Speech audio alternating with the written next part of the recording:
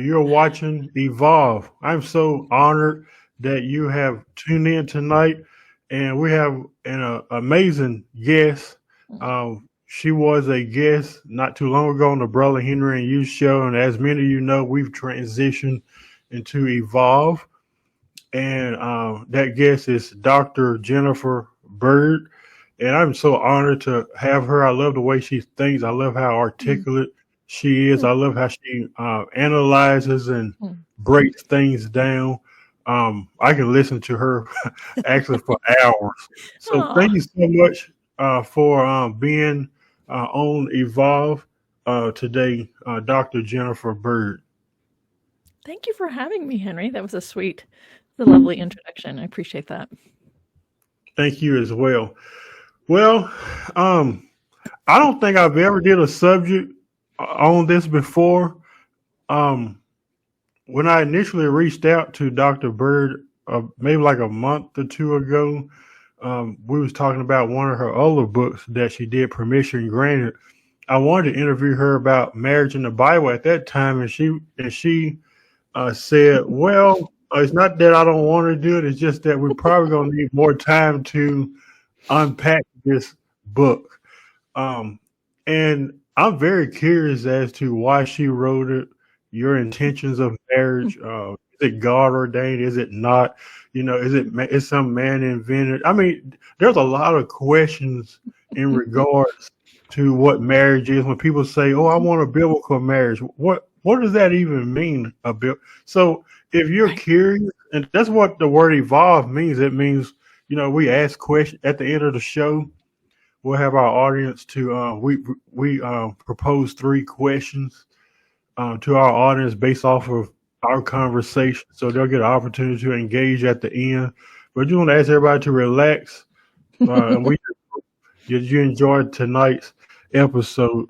So you wrote a book called Marriage in the Bible. What do the texts say?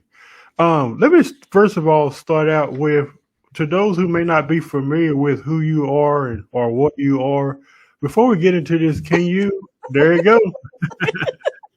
Can't help myself. Go ahead. Sorry. I love it. I love it. Before we get into it, can you kind of tell everyone who you are? That way our audience, or at least it's the same audience, but I'm pretty sure new people are on as well. Sure. Of course. That may not know who Dr. Jennifer Bird is. And then we'll kind of talk about your book, Marriage in the Bible. Okay. Well, I think the short version, and what is most relevant here, is that I did grow up in a Christian family, and we were a Methodist. We attended a Methodist church, United Methodist Church, my whole childhood. And so I've always been involved in Christian community type settings and that kind of thing. And when I was in high school and in college, I kind of took my own personal swing theologically, even more conservative, much more conservative than what my family thought and what the church I was a part of at the time thought. And that was a significant thing for me because I went from being, a part of just loving people, Jesus says to love people and let's go do Appalachian Service Project kind of things and help rebuild homes, to like a significant focus on, this is what the Bible says and every word is inspired by God. And therefore I need to apply every single word in the Bible as if it is God talking right to me. Right. Mm-hmm. So I was in that phase for a long time, memorizing scripture, involved in ministry, evangelizing actually.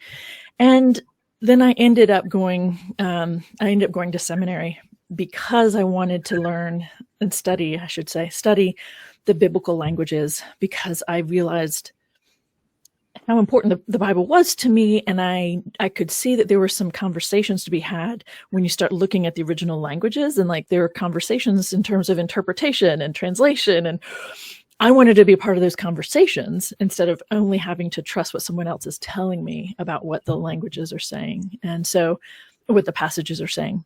So I went to seminary just because I wanted to study biblical Hebrew and Greek. I didn't have any intention of anything beyond that. I just knew I needed to do that. And I'm an educator at heart. I always have been.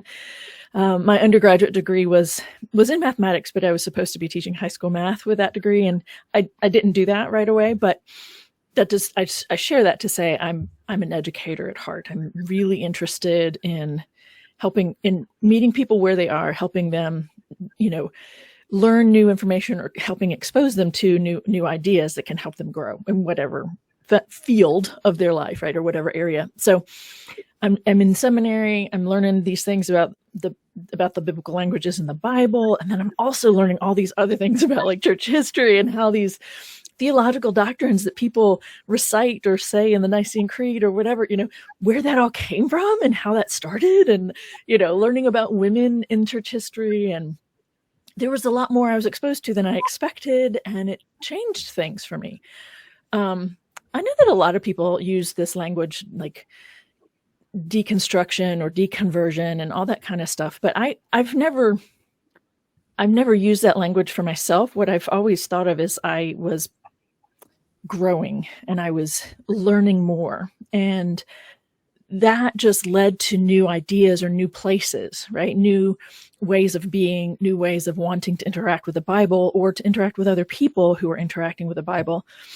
So I've had some people ask me to tell my deconstruction or my deconversion story. I'm like, yeah, I understand that language, but that's not the way I think of it. I've just grown and changed. Yeah. And I care very much, actually. That's kind of part of the tagline that I use on my own YouTube channel. I say, I'm a biblical scholar, and I care very much about what people do with what they find in the Bible. That really, at baseline, is it, right? What are people using the Bible to do?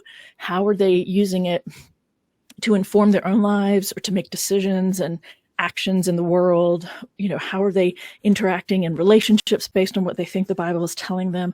All of those things are going on for me in terms of I get where someone is coming from who sees it as the literal inspired word of God, very fundamentalist approach. I get where they're coming from because that was me for a while. And I understand the passion and the conviction. And I also know that if we can give ourselves a chance to open our minds to just consider new perspectives, one little step at a time, it can take us to more freeing spaces. And that, at least that has been my experience. I'm pretty sure that's been your experience too, Henry. And the experience of so many people that you interact with. And so that's where I'm coming from as a biblical scholar. I ended up doing PhD work in New Testament and early Christianity and loved every minute. Well, not every minute, but I loved the time I was at Vanderbilt working on that. And so then I ended up teaching as a college professor in biblical studies and kind of various pieces of that, various forms of that for the last 18 years. So that's amazing. I appreciate everything that you are and what you're doing. Because you're really great at it. I love my friend Dr. D. Polk from Atlanta. He said something. You said something earlier about how you went to seminary school. It just stood out to me when you said this. He said there's a clear distinction between Bible college and seminary school, and I was like, wow, I didn't even know that because I went to Bible college myself. Gotcha. And when you go to Bible college, you think like they're going to dissect the scriptures, analyze it, break it down. And in reality, Bible college for me didn't do that. Bible college kind of reaffirmed because the Bible college I went to was connected to a church, which means that everything that college believed in their set of doctrines was connected to what that church was. Absolutely. Whereas when you go to seminary school, it's a little bit different. So when you said that, that's what came to my mind. Like seminary school, if you don't want to know the truth about the Bible and breaking it down, I mean, like literally breaking it down into pieces. That's what I learned when he told me that, and when you said that, it kind of resonated with me. Yeah, I would say, to add to what you've said, absolutely, to kind of affirm and maybe take it a little step further. When I think of Bible colleges, I think of people being taught to be good apologists, right? So you're being taught how to handle all of these things about the Bible well for your own faith, and for your own community, your own conviction, so that you can be consistent in, if people believe that the Bible is inerrant and is consistent, then you need to know what to do with these passages that actually challenge that belief. And so that's one of the pieces is Bible colleges teach you how to manage all of this stuff, right? And yes, they confirm or usually, I don't know of a Bible college that isn't conservative or even fundamentalist, right? So they're always teaching people what these are the interpretations. This is how you make sense of this passage, whatever it is. This is the meaning, as if there's just one, and all of that, right? And so I wanted to clarify the difference because there are seminaries that are still quite conservative, right? Mm-hmm. So there are still seminaries and divinity schools that are going to be, excuse me, a little bit more progressive. They're going to, embrace historical criticism and things like that. But some are still kind of cranking out mostly Orthodox Christian, like little o, mostly just traditional Christians.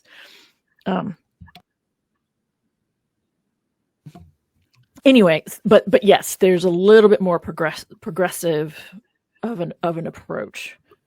The approach is a little bit more progressive than in Bible colleges, for sure. Yeah. You wrote a book called Marriage in the Bible. What inspired you to write that book? What inspired you to come up with that title? I mean, it's a pretty simple title, Marriage in the Bible. Right? Yeah. Tried to make it something that people could understand and relate to, right? What is it I want to talk about? So how long of a story do you want on this one? No, we got plenty of time.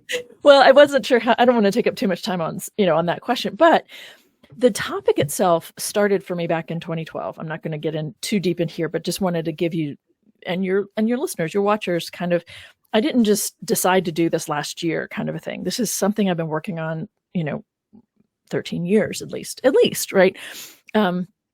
So it started when I was living in North Carolina, and there was a vote for the state constitution, an amendment to the state constitution that would indirectly define marriage within the state constitution as between a man and a woman. So it was about something else. It was about healthcare, but it was going to do this. And so it passed, unfortunately. But in the midst of that, like leading up to it and afterwards, I was interacting with people, and, I'd just been a college professor, not just, but, I've been a college professor focusing on students and undergrads. And, the whole time I'm doing this thing in the classroom, I'm like, the conversations I'm having in these classrooms, we need to make accessible to people outside of the classrooms, because it's changing people's lives when they have a chance to just sit with this idea. And so this big thing happened in the state of North Carolina. And I was really upset about it because I went to meetings and I heard the reasoning, if you will, that people were using to say that, marriage is just between a man and a woman. This is what God ordained. And people kind of pointing very vaguely to biblical passages saying, this is what God intended. And regardless of the whole issue of separation of church and state, regardless of the fact that we shouldn't be talking about God when it comes to politics, people do it anyway, right? And so, it was just a really big issue for me that people were making such a significant decision based on an idea that the Bible itself didn't hold up to, right?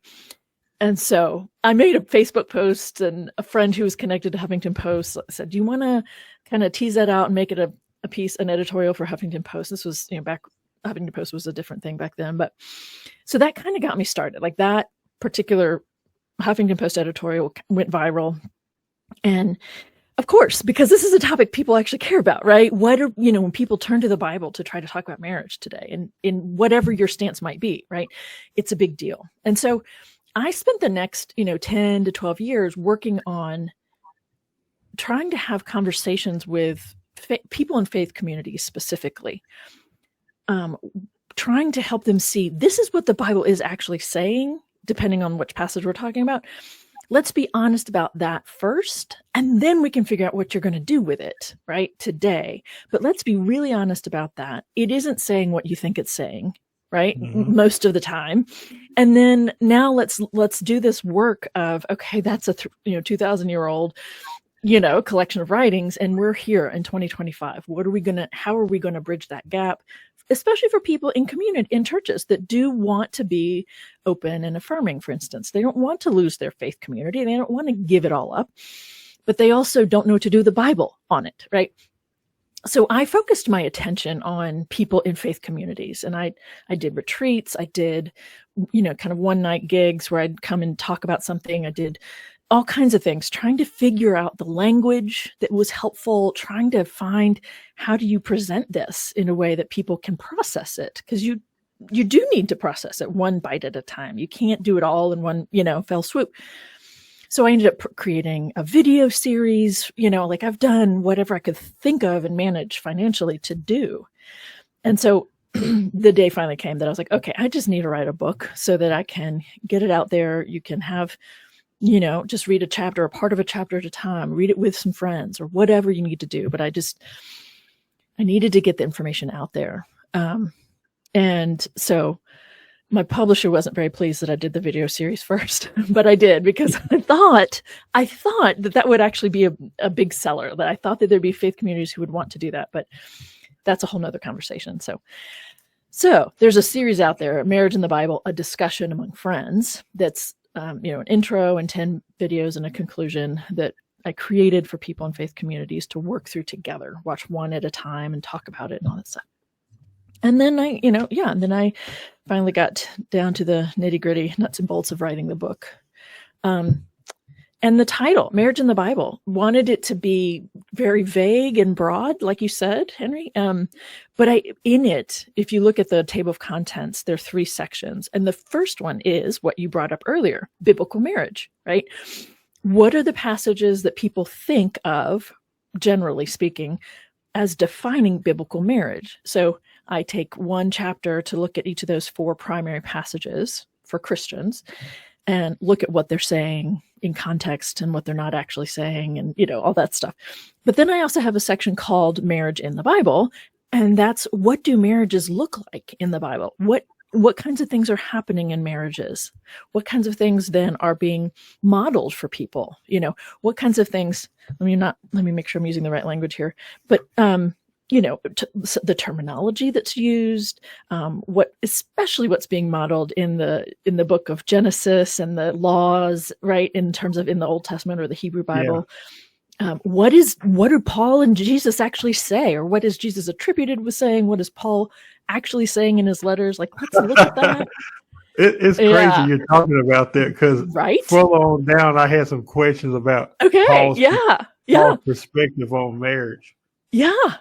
And then, of course, there's that which remains. So there are other things that aren't direct, that people don't necessarily think of as directly about marriage, but they actually have implications for what people do and how they think and behave in marriages. Or if you're using the Bible as a guide, making babies, are women actually just primarily baby makers? And some of the other things that the biblical writers communicate or try to promote based on the marriage relationship, and also a conversation about heterosexuality and how heteronormative the biblical passages are, and what actually happens to people if that's the case. Like, I don't think people talk about that, right? People,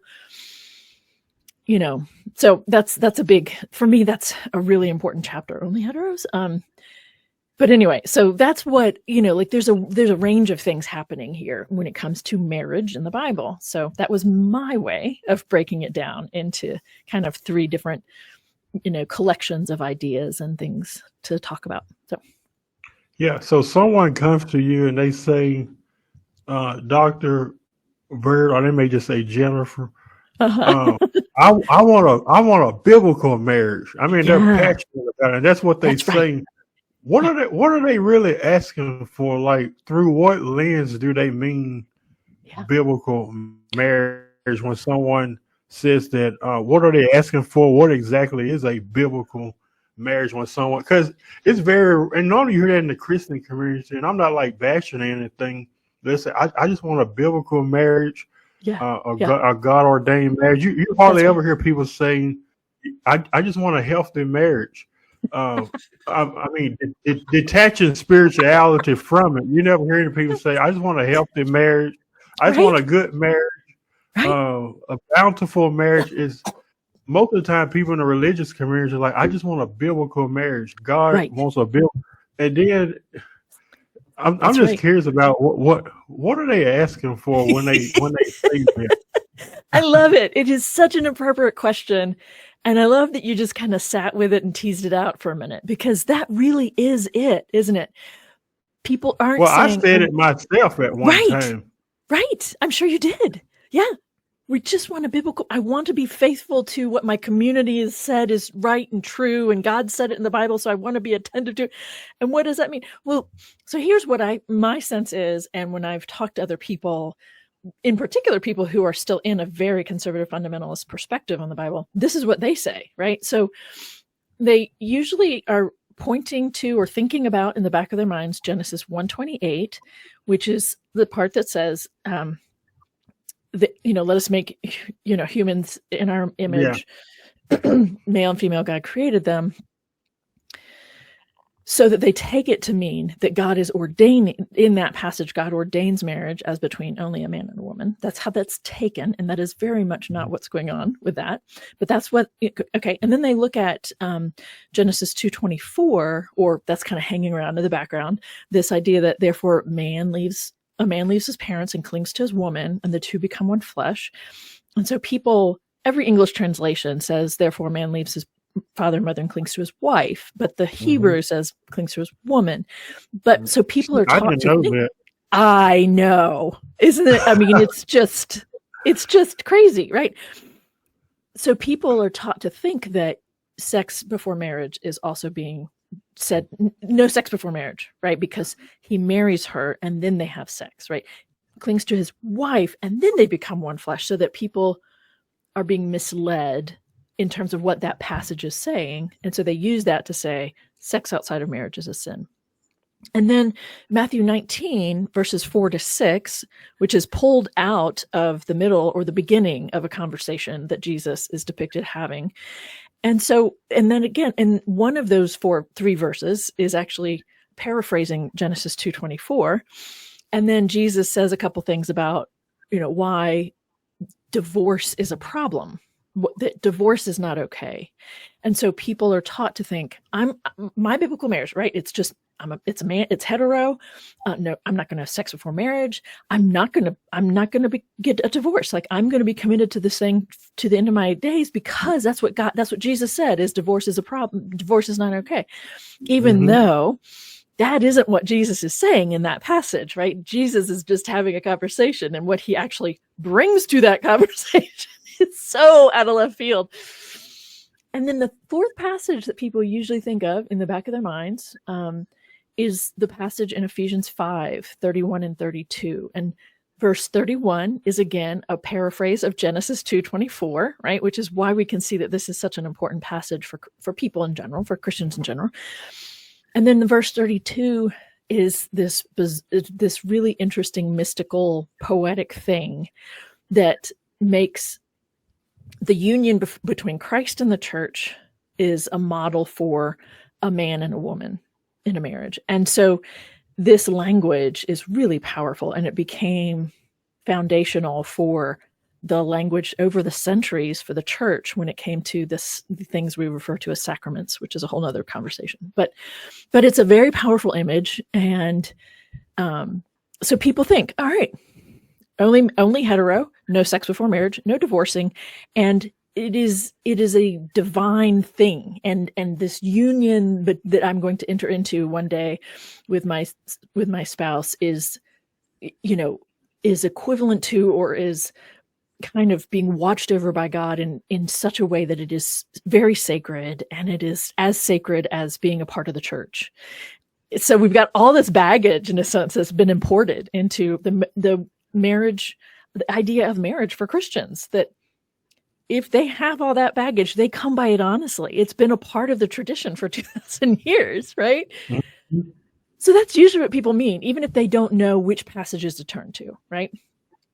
And that is very powerful. Those are very powerful ideas that are hard to undo, because people think that's exactly what the Bible says. So what's your approach when people battle trying to reconcile is marriage really God ordained, or is it something that man invented?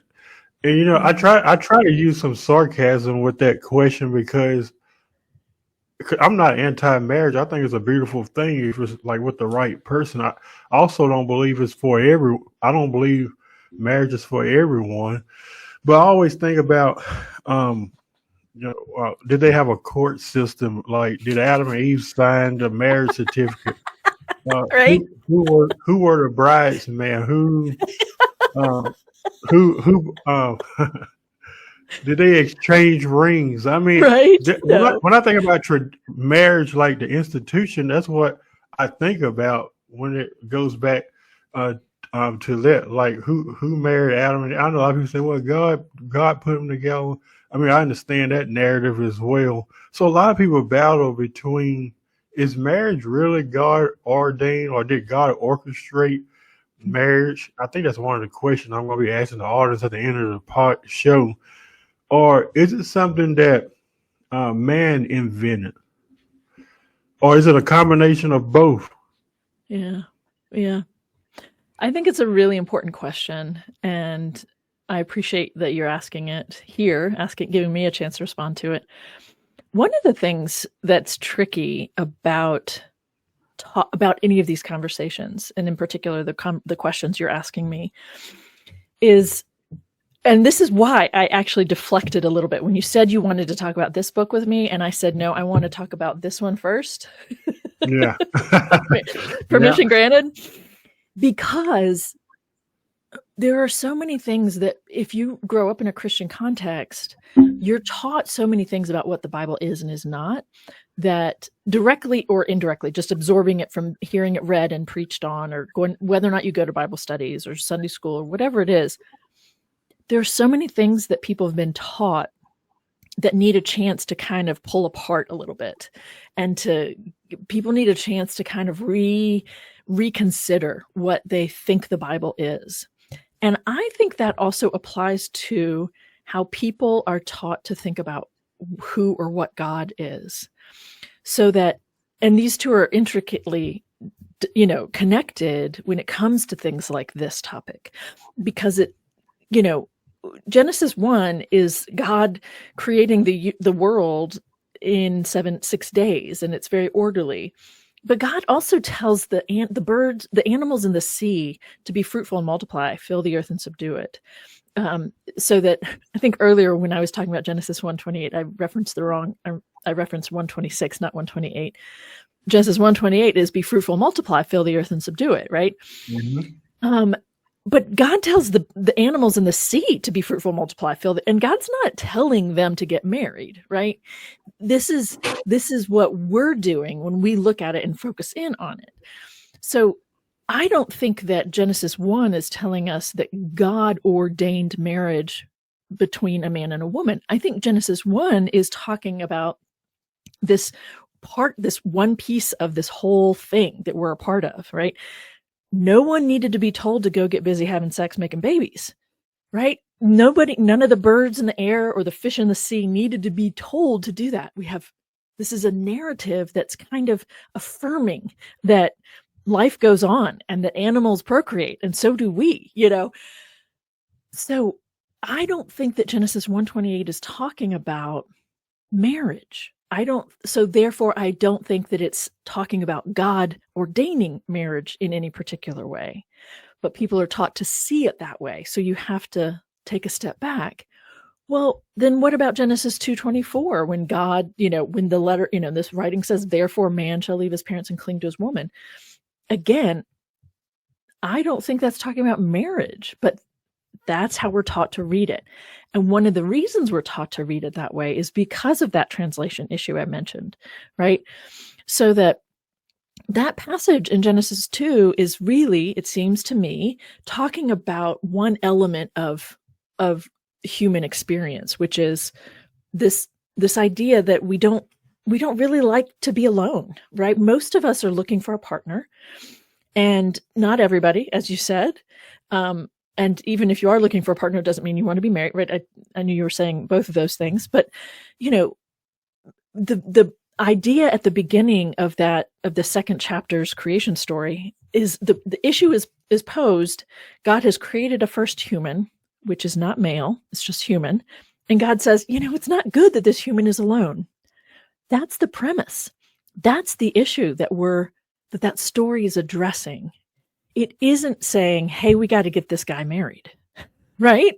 It's the story itself is wrestling with a human reality of longing for partnership.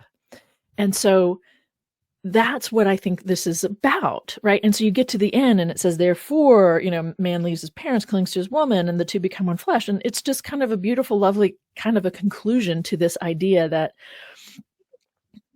most people, not all, but most people desire that. Mm-hmm. What happens in the translation is it's a small thing and it's a huge step. And it is what I mentioned before, which is in 224, English translations invariably will say, there's one that doesn't, but it doesn't really matter because it's for a different reason than anyway, of the 50 some translations I looked at, only one didn't use married language. And so the language in the story in the Hebrew doesn't change. It doesn't change from in verse 23 where it says, this is woman, for out of man she's been taken. And then the next verse, therefore man leaves his parents and clings to his woman. Like the Hebrew doesn't change there. It's still man and woman. But the translations change. The translations import married labels. And therefore they lead us to think of this as marriage. And as you said, all the things that we think of when it comes to marriage, right? A marriage certificate, exchanging rings, willingly entering into it, like all of those things, like none of that is going on here in the biblical tradition. So the language choices, there isn't, I try to get into this in the book, that there are two primary things that I think help shift the way we think about this topic. One is the verbs that are used. The other is the labels that are used for the men and the women. Mm-hmm. The verb issue is that in the Old Testament, which I prefer to call Hebrew Bible, in the Hebrew Bible, there isn't a verb that simply means to marry. So when you see in your translation some sort of reference to, then he went and married Leah or whatever, like anytime you see, oh, but my translation says marry right here. I'm like, yep. But the Hebrew verb there is take, as in a man goes and takes a woman for himself. Sometimes he pays for her.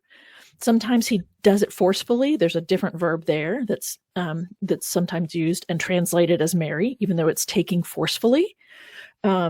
There's a different verb that is even, to me, is even worse. But he lords over her. He becomes a master over her. But there's no verb that simply we're marrying, because in their context, this was a man's game, right? Mm-hmm. A man would go purchase a woman for himself, take her home, have sex with her, mark his territory, and there you have it, right? That was how it was done. That's what it was. So when we give their ideas and actions that are very transactional, our language that is much more mutual and loving, when we put that onto these ancient texts, we're being they are misrepresenting the stories to us. The translators are, right? The other piece is that in both testaments, both the Newer Testament and the Hebrew Bible, there isn't a distinction to make between a woman before she's taken in marriage and after. There isn't a difference for the man either, right? It's just man and then man. It's just woman and then woman. There's mm-hmm. no separate noun for wife or husband, but we're led to believe that, again, in both testaments, that language is in there. And so if we wanted to be more honest or true to what the Hebrew and the Greek are saying on this relationship, we would remove all husband and wife language from the Bible. Period. And just sit with that. Like, sit with how that changes things for you, right? And there's some powerful passages that really feel upended to me when I do that. Some really important things that, like, oh, that does shift the way I think about it, right? So your question started very simply, and I went much beyond perhaps what you were looking for. But it's a matter of, what are we expecting of these texts? And is it fair? Are we asking these texts to do more than they were intended to do, perhaps? Because people like Yeah. certainty, So I want to talk about Yeah, that is God so also true. And differently. Go ahead. I mean, I just think that oh the no, whole I'm just thing is. saying. I love how as how you're explaining it. Oh, good. Okay. When I was in seminary, I did take everybody had to take some basic theology courses, but then I took a couple extras that weren't highly enrolled in, and they pushed me to think about the ideas that we've been told to attribute to God, and they pushed me to think about it differently. Right, the first theology courses that everybody takes, we were taught very positivistic engagements, right? These are the ideas that the men over the centuries have come up with and have attributed to God. Learn them, And then I took this feminist, womanist theology class, and that said, maybe don't agree with all of it, right? Maybe there's something going on there that we should be pushing back on. And this is, Henry, I have 2 more books in me if I get to live long enough to produce them. One is a book on reading Paul, and then one is a book on redefining God. And it gets at this heart of this question that you've asked, right? Did God ordain marriage? Well, I think that is looking at God in a way that I'm not sure God actually lives up to, right? I think it's possible to talk about the concept of God in a way that honors who we are today, and so that kind of an idea of what did God intend? What is God doing here? I think that needs to be reconsidered as well. So, yeah. Why do you think marriage is strongly pushed in religious circles? Well, I think it's for various reasons. I do think it's about it's a form of control of people's behavior, and in particular women. It's a kind way to control women. Yeah. But I do think that the bigger piece, perhaps the more conscious piece of it all, is what we see in Ephesians when it kind of talks about marriage as being something sacred. It makes it something sacred when they compare it to Christ and the church. So that I do think, and I remember thinking this way on a certain level, right, that marriage is essentially, it's a way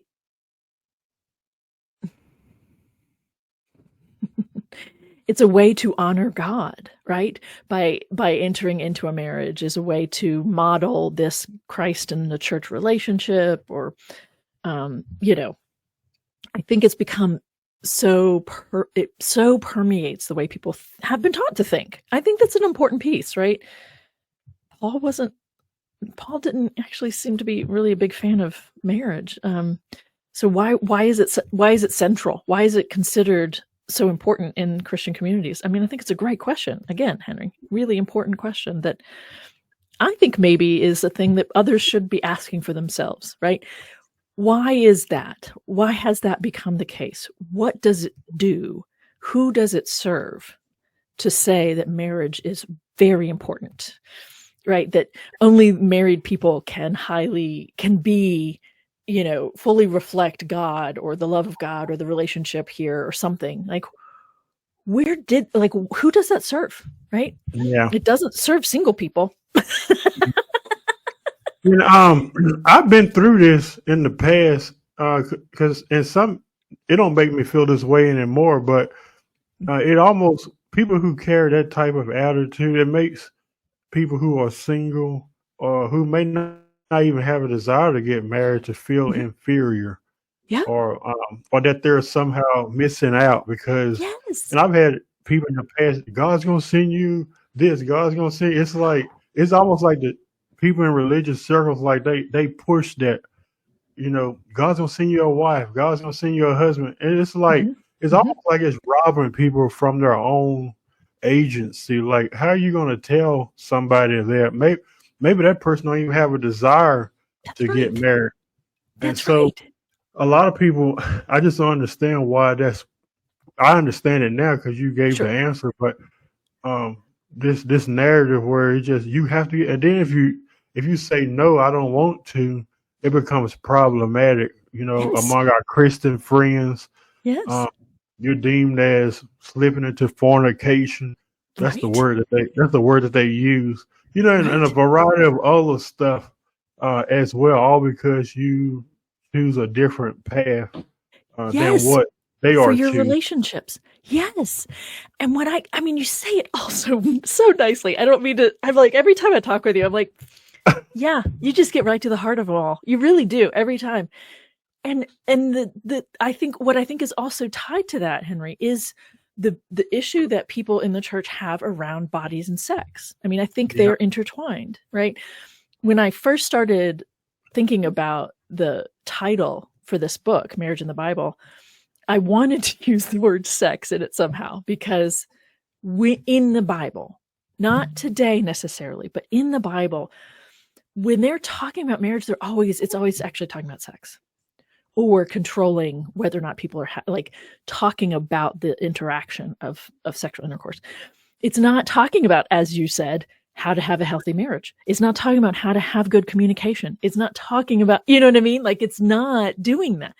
And so when you're talking about marriage relationships in the Bible, the relationships we call marriage in the Bible, you're actually talking about this intimate relationship, this intimate act.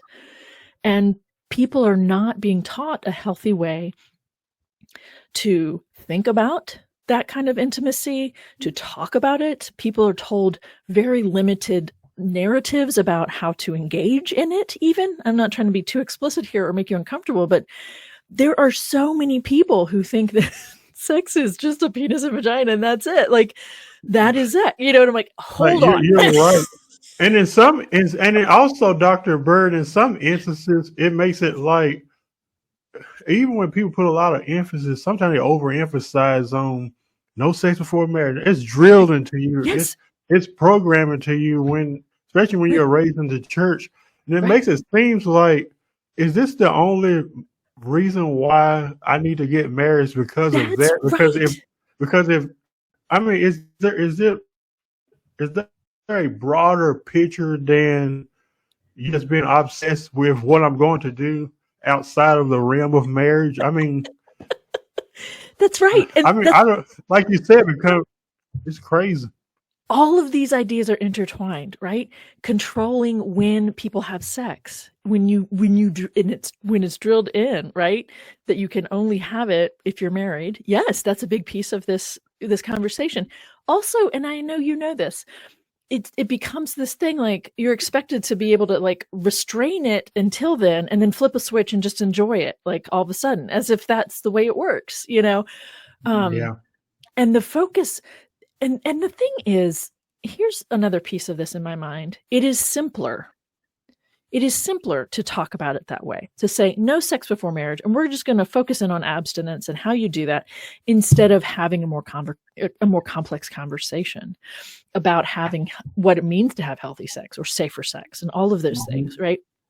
And it requires trusting people to be mature, and it's easier to kind of go to a lower common denominator, right? I mean, it's really wild to me, but that is no sex before. That's why when people say they want a biblical marriage, they've been trained to think of it that way, right? Biblical marriage, man and woman, no sex before marriage, no divorcing, it's sacred.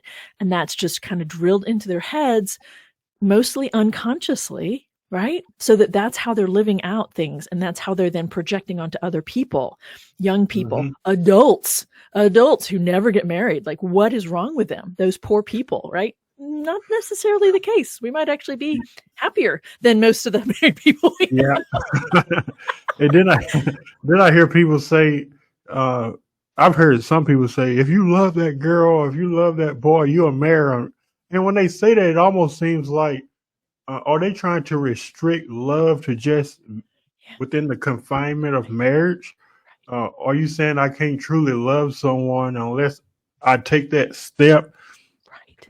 I mean, Right. those are just thoughts that I There's that I important have. thoughts. I mean, you're naming it, right? It's just, yes, that is what's being communicated over and over again. A lot of shame around not conforming to these expectations. And the expectations come out of some really jacked up ancient ideas.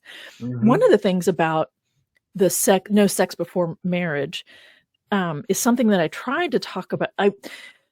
When I was researching for the book, I really didn't want to touch on anything having to do with Augustine, because I really I find his writings very challenging, because they are difficult. Many of them are quite dense, but I also mean he's very he's certain, and he asserts his ideas, and people agreed with him. And I find a lot of his ideas really unhealthy.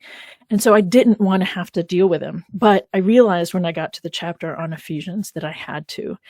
And so there's a segment in this book, In Marriage in the Bible, that my editor and I kind of went back and forth on what are we going to call this, because it's not really a chapter in the book, but it's really important content for people who might not understand exactly what it is you're talking about right now and asking about.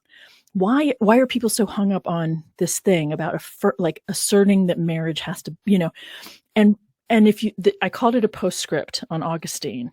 And what I did for this postscript was I read through the most significant writing of his. He was very prolific. He was a Northern African man, incredibly bright, but also really kind of messed up in terms of his relationships in the past and his relationships to women, and also therefore what turns out to be some really not very healthy intimacy experiences, I'll just say.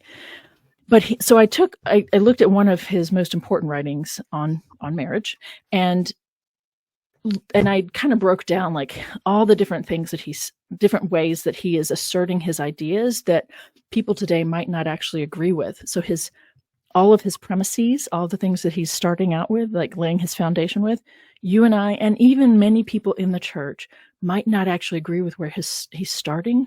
But if you agree with where he's starting, or just concede where he's starting, then you can see where he goes, and you can see why his ideas were embraced. But the problem is, I want to challenge his foundation. And so that's what I did in this very short postscript. But people today in the year 2025, whether or not you are even a part of the Catholic Church, Christian Church or not, are significantly influenced by his claims around sex and bodies and marriage. And so we've got, at least in Western cultures, we have some really unhealthy lack of conversation around these topics. And I do think that Augustine is a big piece of that problem. He actually believed that sex in and of itself was sinful, for instance, and that the only way it is redeemed as an activity is in the producing of children. And that has to happen within a marriage.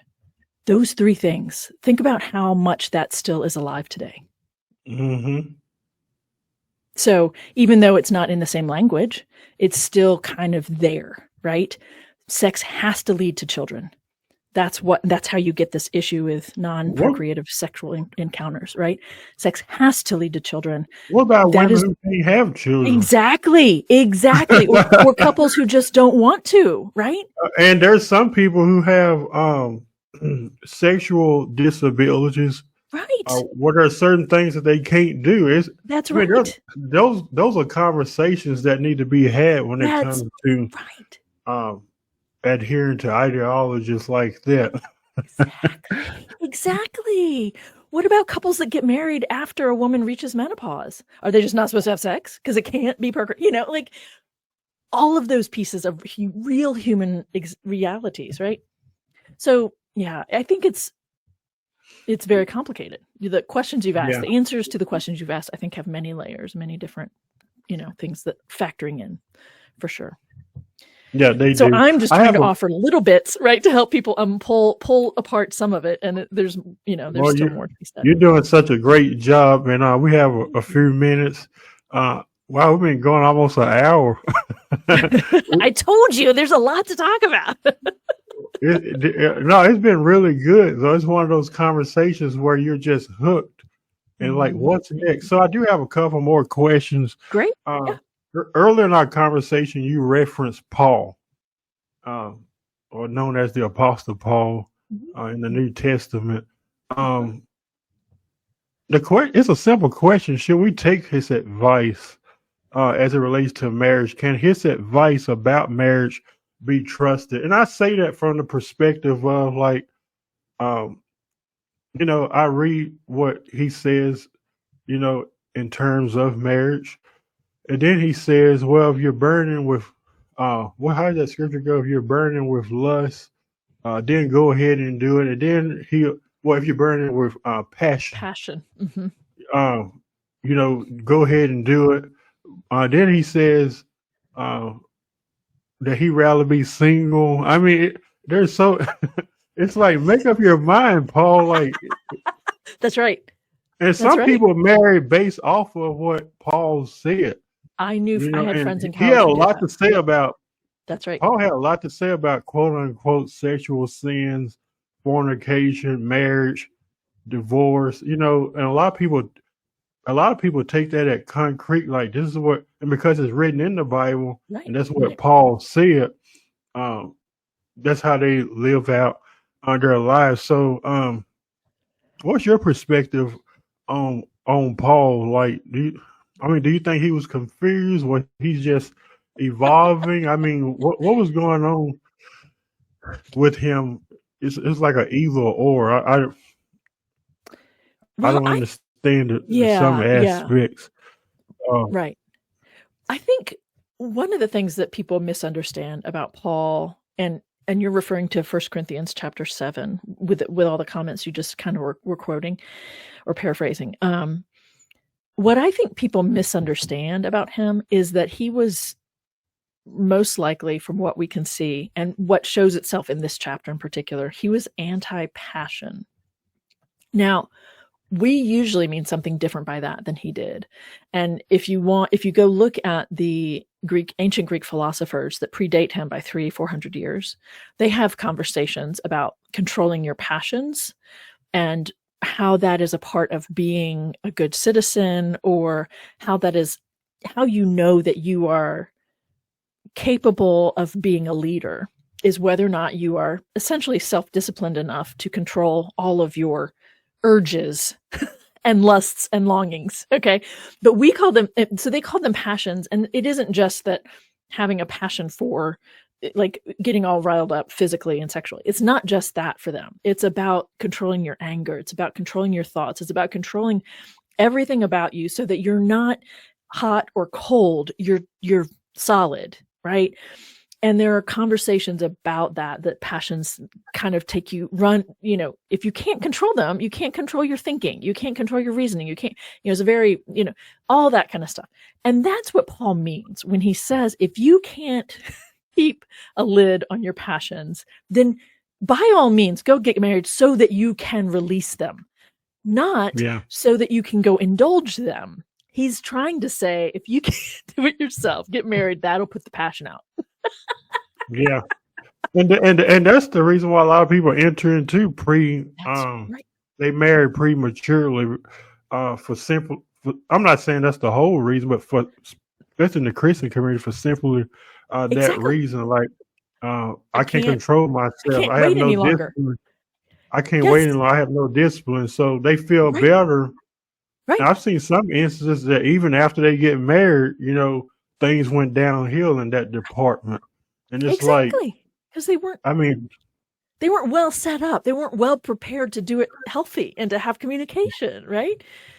Yeah. So Paul's ideas on marriage, and then he does, and they say, this is a concession I'm making, or this is a concession I think Jesus is making, but really I wish that everyone was as I am, which is single, right?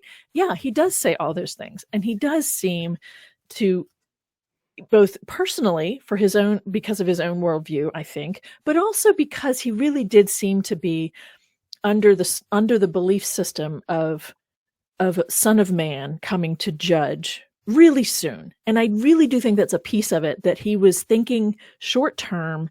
There's work to be done. Don't mess around with this kind of relationship if you don't have to. That way you can focus on what needs to be done. And I do think that's a part of it. So that within that framework, telling people to just stay who you are, whatever it is, which is problematic, right? Because he tells enslaved peoples not to seek to be freed, right? Mhm. And he says, if you're widowed, stay a widow, like stay in whatever state you're in so that you can just get the work done. Like that isn't often taken into consideration when people are looking at his advice or his commands on marriage or divorce. That people just want it to mean the same thing today that it did then. And he was talking in a very different framework than we are thinking, right? Yeah. I also just want to highlight very briefly, I just did a video on chapter 9, actually, in this book. What are they modeling? And part of that chapter, I talk about the fact that what Jesus's words on marriage directly contradict Paul's words on marriage. Mhm. Jesus is depicted being absolutely fine with marriage, and in fact, seems okay with levirate marriage, which is kind of creepy, But Paul is over here saying, no, don't do it if you can. Like, these are the two guys for Christians, right? I'm getting a little too worked up. These are the two primary people, primary spokespeople, and they contradict each other, right? Jesus is the only reason you don't divorce, that divorce is not okay. And he's doing it based on this ancient world way of viewing this pairing up, which is women are property. And a man does not want to have sex with someone who'd already been had sex with. And that's why divorce is a problem for Jesus in the Newer Testament, in Matthew 19. It's not about, this bonds that you've created, and pulling those apart is awful and challenging and difficult. It's not about that. It's just this thing about women's bodies. Paul says, well, if you can get divorced if you need to. Like, Paul has a very different take on things than Jesus does. And most Christians just don't ever sit with that, and anyway, I think that's really interesting. Yeah. Wow, that's powerful. My last question is, in what ways or way will your book provide a more healthier look about marriage? What I'm hoping for is that it will give people more information about how this relationship we call marriage is actually being talked about, is actually referenced in the Bible, to just have a better starting point. I think that that's an important piece of the larger conversation. Understanding what it is isn't saying on this topic. Then it's up to you what you do with that. But I think that's I have found that to be very helpful for a lot of people, to have more clarity about what it actually does and doesn't say, instead of, well, the Bible says that sex before marriage is a sin. Okay, it actually doesn't. Right? So just that information. I've watched, in particular, teenagers and young 20s, kind of, what? This thing I've trusted to say this and has helped me keep from having sex before marriage doesn't say that. Like, I need to figure that. I need to wrestle with that for a bit, So I think what I'm trying to get around to saying in answering your question is, for a lot of people, hanging on what they've been told the Bible says has led to them having not very healthy relationships. And so if you can help someone not necessarily cut the tie, but see it more realistically, that then frees up some space to have conversations that can lead to what I think would be healthier relationships, healthier conversations with partners, regardless of, the extent of your intimacy, regardless of whether you're seeking marriage, right? So that's my hope. Yeah. Well, I really enjoyed our conversation, and I want to say thank you so much for being on Evolve today. And I really appreciate you and everything that you offered.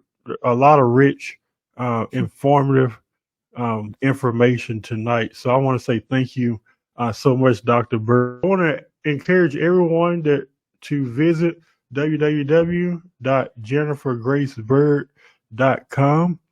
You can connect with her. You also have a YouTube channel as well, don't I you? do, yeah. It's you can reach How me. can people follow that? Yeah, you can get to my YouTube channel just putting in Jennifer Bird PhD into the YouTube search, and that should bring you to my channel. I have lots of content available there for free. Here are tonight's questions. Hmm. Number one, do you think marriage was God orchestrated or man's idea? I think that's a question that I had asked Dr. Bird not too long ago. These are questions for our audience to answer. Make sure you Yes. put them in the Yes. comment section. That's great. Number two, do you think marriage is overrated?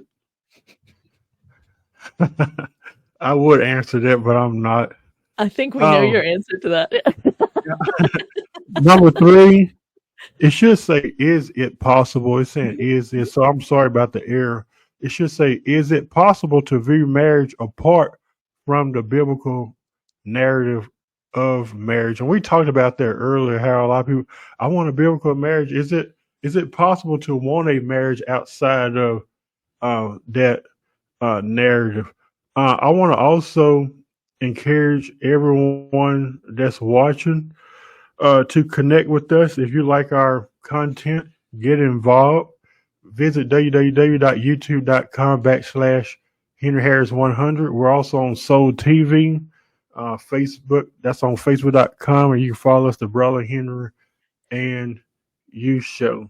Dr. Jennifer Bird, thank you so much for taking this opportunity to be on the show. I think you're such a beautiful person inside and out.